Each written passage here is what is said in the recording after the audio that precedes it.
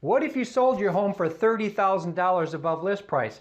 How's that even possible? Well, right now, believe it or not, it's happening. We just recently sold a home for $21,000 above list price.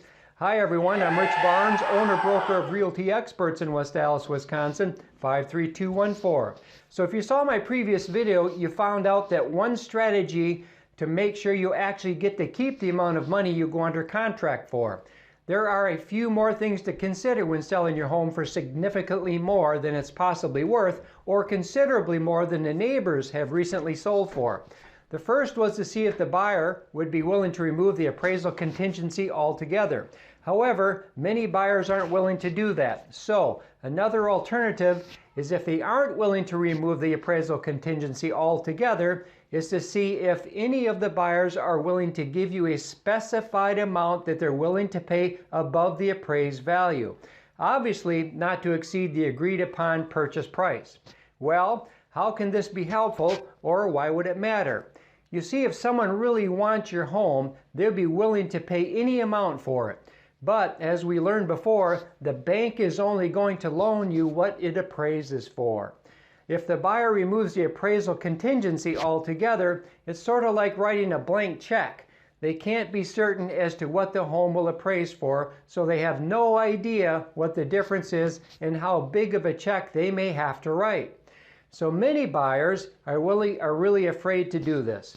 So another option is to have them to agree upon a specified amount that they agree to pay over the appraised value if the home does not appraise. Here's an example. Let's just say that you agree upon a sales price of $350,000, and as a seller, based upon the advice of your agent, knows the home most likely will not appraise out for that amount. But the first option would be to counter out the appraisal contingency. The second option would be to ask the buyer, how much would you be willing to pay over the appraised value? So let's just say the buyer says they're willing to pay $15,000 over the appraised value. If the home only appraises at $380,000, that means they'd be willing to pay $395,000 over what the appraised value came in at. But that would mean that the seller would get $5,000 less than it was originally agreed upon in the initial contract. Again, there's a lot to consider when selling your home. It's not always as cut and dry as it may seem. So whatever the answer, how do you protect yourself? Call a professional. Call us here at Realty Experts. We've helped and protected hundreds, yes, hundreds of Milwaukee area residents just like you, and we'd love to help you too.